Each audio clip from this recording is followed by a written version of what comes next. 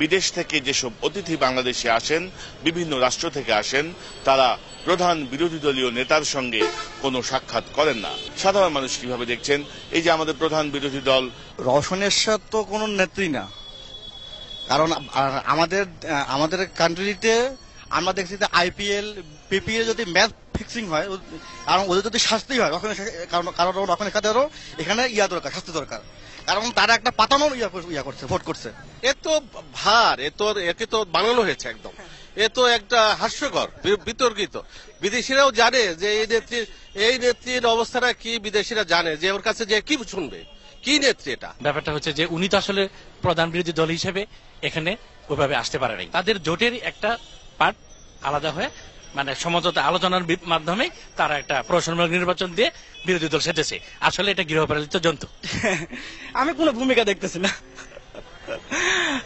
আমার মনে হয় পৃথিবীর অন্যান্য কান্ট্রিগুলোও রওশন এরশাদকে বিরোধী দল হিসাবে মেনে নেয়নি। বিরোধী দল বলতে রওশনকে বোঝায় না। রওশন এরশাদ নিজেই একটা সমঝোতার মাধ্যমে গভর্নমেন্টের সাথে ইলেকশন করেছে, তার মূল্যায়নটা সে নিজেই হারিয়েছে। রওশন এরশাদ সাহেব নিজেই ভোট দিতে পারেন না, তাহলে তিনি কিভাবে বিরোধী দল হিসাবে গণ্য হবেন জনগণের কাছে এবং বহির্বিশ্বে? রওশন এরশাদ তো এটা একটা পুতুল, তো এটা তো আপনার সরকাররা বুঝে যে আপনার এটা বিরোধী দলীয় নেত্রী খালেদা জিয়া, তো এখানে তো আপনার রওশন এরশাদের কোনো ভূমিকা এখন তো গভর্নমেন্টে বানায়, এটা একে রাখছে বিরোধী দলের নেত্রী। এটা হয়, এটা বিদেশিরা মানে, এটা বিরোধী পার্টি না। ধন্যবাদ।